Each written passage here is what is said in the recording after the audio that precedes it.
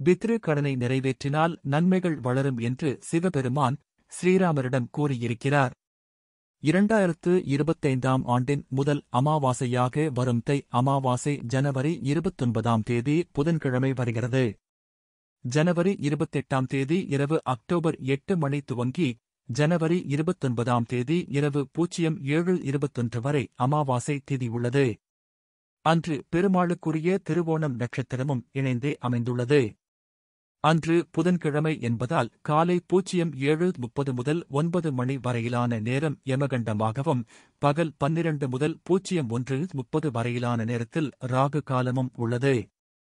அதனால் இந்த நேரங்களை தவிர்த்து முன்னோர்களுக்கு தர்ப்பணம் கொடுப்பது சிறப்பு. பொதுவாக தர்ப்பணம் கொடுப்பவர்கள் உச்சி காலத்திற்கு முன்பாக தர்ப்பணம் கொடுத்துவிட வேண்டும் என்பது நியதி. முன்னோர்களை நினைத்து மாதந்தோறும் அமாவாசை தினங்களில் ஒவ்வொருவரும் தங்களின் மறைந்த முன்னோர்களுக்கு படையல் போட்டு காகத்திற்கு படைத்து சாப்பிடுவர். இது நடைமுறையில் இருந்தாலும் அவற்றில் ஆடி அமாவாசை, புரட்டாசியில் வரும் மகாளய அமாவாசை, தை அமாவாசை ஆகிய மூன்றும் முக்கியமானதாக கருதப்படுகிறது. ஆடி அமாவாசை அன்று பித்ரு லோகத்தில் இருந்து பூலோகத்திற்கு புறப்பட்டு வரும் நம்முடைய முன்னோர்கள் மகாளய அமாவாசையில் நம் வீட்டு வாசலில் உணவுக்காக நின்று நாம் படைக்கும் உணவுகளையும் நாம் கொடுக்கும் தர்ப்பணத்தையும் ஏற்றுக்கொள்கிறார்கள். பின்னர் அவர்கள் தை அமாவாசையில் மீண்டும் பித்ருலோகம் புறப்பட்டுச் செல்வதாக சொல்லப்படுகிறது. தை அமாவாசை அன்று பித்ருலோகம் புறப்படும் நம் முன்னோர்களுக்கு தாகம் அதிகமாக இருக்கும்.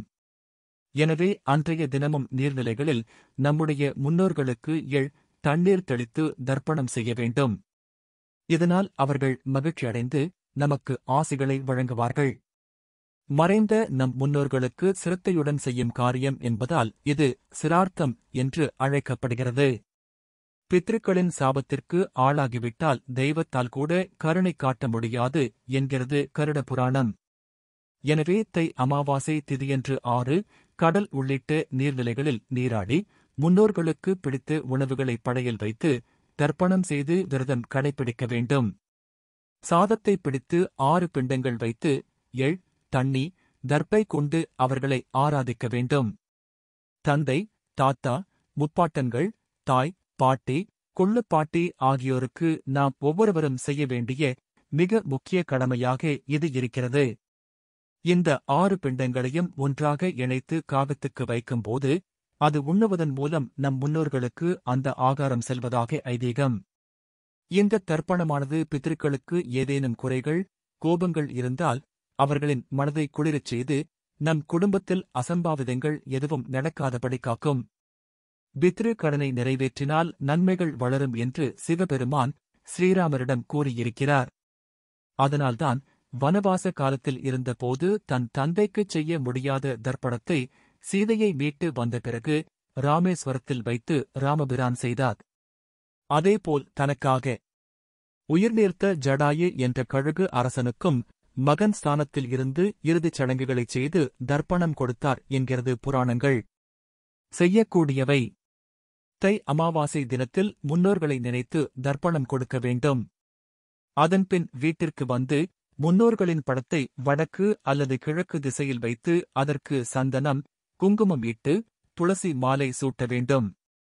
படத்திற்கு முன்பாக முன்னோர்கள் பயன்படுத்திய பொருட்கள், அவர் களுக்கு பிடித்த உணவுகளை படைத்து குத்துவிளக்கேற்றி வைக்க வேண்டும்.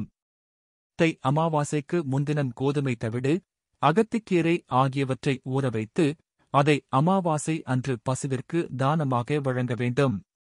செய்யக்கூடாதவை: முன்னோர்களுக்கு தர்ப்பணம் அளித்து வீட்டில் வழிபாடு செய்து முடிக்கும் வரை வீட்டில் தெய்வ சம்பந்தமான பூஜைகளை ஒத்திவைப்பது நல்லது.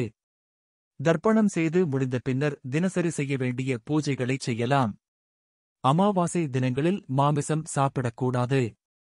தர்ப்பணம் செய்யும் போது கருப்பு எள்ளை மற்றவர்களிடமிருந்து கடன் வாங்கக்கூடாது. நீரில் இருந்து கொண்டு கரையில் தர்ப்பணம் செய்யக்கூடாது.